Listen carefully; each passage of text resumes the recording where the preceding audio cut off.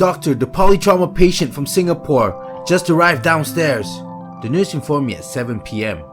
Shit, I thought I was done for the day. I was the trauma HO for that month.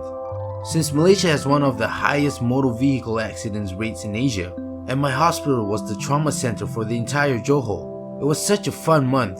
The adrenaline, the trauma team activations, and all the crazy operations was tiring, but fun. Now, back to the polytrauma patient. Patient Yas was a 26-year-old Malay gentleman. He had no comorbidities. 1 week post-trauma light MVA motorbike versus car. Patient was a motorbike rider. He claims that he was wearing a helmet.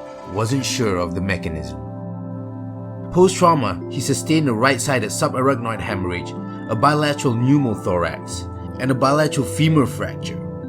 When he came to us, he was still intubated, sedated, and had external ventricular drainage in his head. He had a total of 3 chest tubes sticking out of his chest and external fixation for his 2 femurs. When I updated my boss regarding his arrival and condition, he replied me, "Just update the respective departments regarding the patient's conditions and document it. There's nothing much we can do for him except continuation of care." When he said that, my heart dropped. He was saying the patient would die soon. Now, he wasn't wrong to say that. Patient Yas was in a bad shape, but he was only 26 years old, only a year younger than me. He wasn't coming back from drinking or partying. He was on his way to work with high hopes to support and provide for his family. I felt sad, but it was just part of the job. To my surprise, Patient Yas survived my entire trauma rotation. He was in and out of the OT. He hadn't much improved, but he was surviving, and his strength impressed me. It could be because of his brother. Patient Yas had no parents. His auntie and uncle came to visit him once a while, but his younger brother came every day, and he would recite the Quran to him every single day. I'll update Patient Yas' conditions to his brother a couple of times. He was always so calm. I could really tell that they were close. However, not long after that, Patient Yas passed away. I was quite sad. I reviewed him every day for almost an entire month. Nothing compared to his younger brother though, who's known him his entire life. I kept thinking about whether Patient Yas and his brother had some big plans or dreams for the future that are only memories now. Being in charge of Patient Yas for his last month of his life taught me that even the love of a younger brother could give such a huge strength to a dying patient.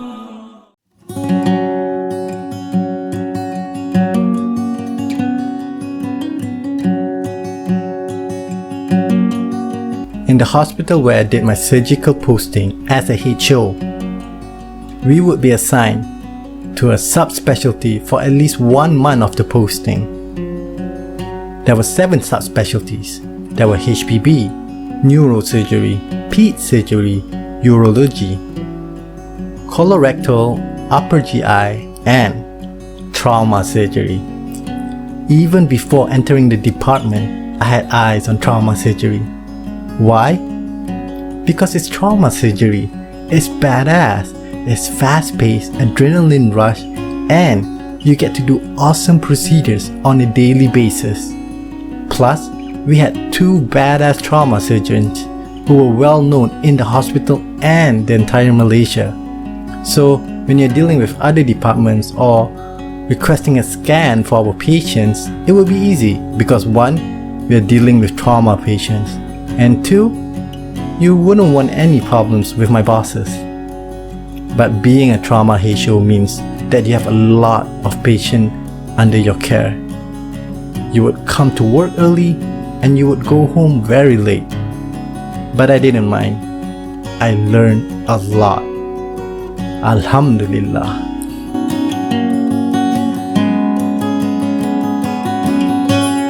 Even before I started working, I had this dilemma. So we have a saying, rezeki, jodoh, dan ajal di tangan Tuhan.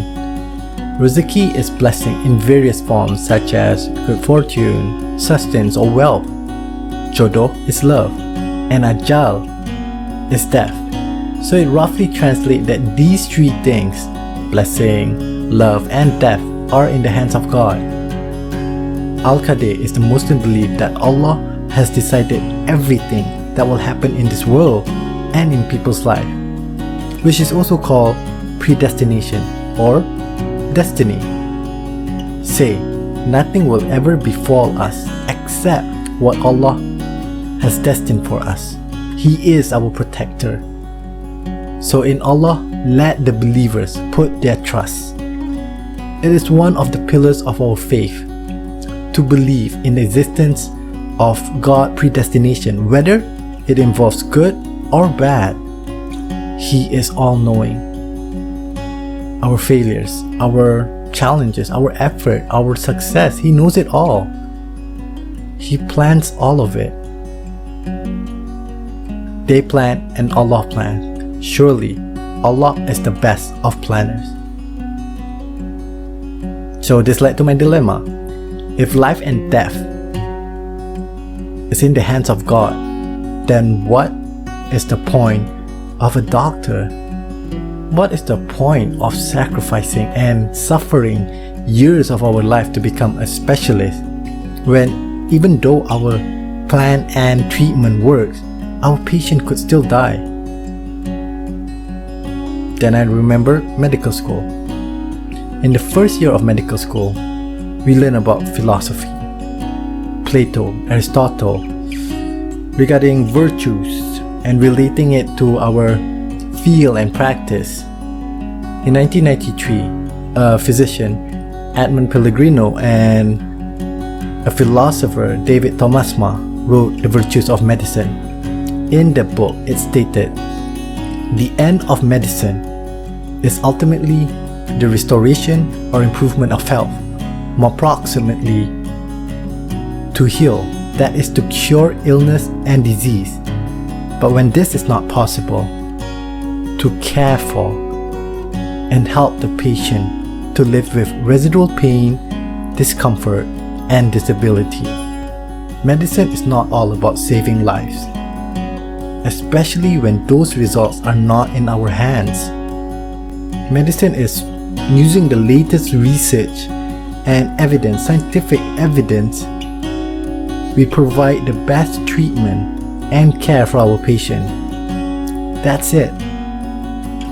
This is why I never understood arrogant or malignant doctors, either from house officer, medical officer, or specialist or consultant. Doctors are not that great. We do not deserve any praises. Remember, Alhamdulillahi Rabbil Alameen. Praise to Allah, Lords of all world. All praises goes to Him. But being a doctor is a big responsibility, because not everyone can become a doctor. I knew smarter and better people from medical school that never ended up being a doctor, because once you are a doctor, you'll be facing with someone's death or the death of someone's loved one. It is a huge chapter in someone's life, and you, a complete stranger, plays a significant part. You, not your colleagues, not your consultant, not anyone else. You. Either you'll take part in resuscitating the patient, or breaking the bad news to the family, or even having the last conversation of their life without either one of you knowing about it. You attending in either of the situation is planned by God. This profession is a destiny. He put you there. Your impact in those moments will resonate in the patient or their loved one's life for the rest of their life.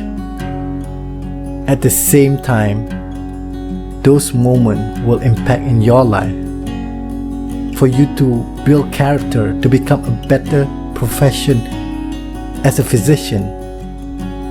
Just like patient Ya's story. Patient Ya's final journey and the love of his younger brother towards him taught me that these patients are not just bed numbers or statistics. They're actual human beings with hopes and dreams, and people who love them very much. And for that, I'm grateful to learn that lesson. Alhamdulillah.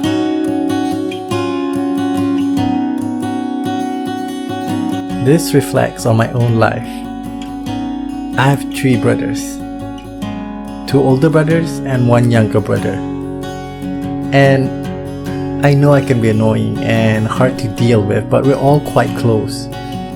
They say sibling is your first friend, and we often hear stories about love between parents and child, or partners, or even friends, but we rarely hear stories about love between siblings. And to experience it firsthand during my work, and I'm just grateful for my siblings. And I know that if I was in patient Ya's place, my siblings would show the same love that patient Ya's younger brother did. And for that, I'm grateful. Alhamdulillah.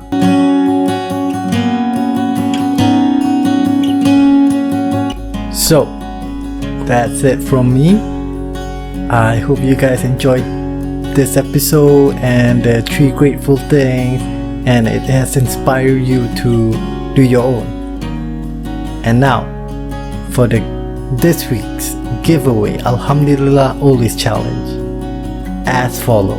Step 1. Comment your own 3 grateful things on these videos on any of the platform: Facebook, YouTube, Instagram TV. Step 2. Get your friends and family to like your comments. You can also share on your social media pages. Step 3. On the 3rd week of each month, the top comments on each platform will be shared on our Instagram story for voting. The winner will be announced on the 4th week of the month. So, good luck to you all. Thank you all. Alhamdulillah always.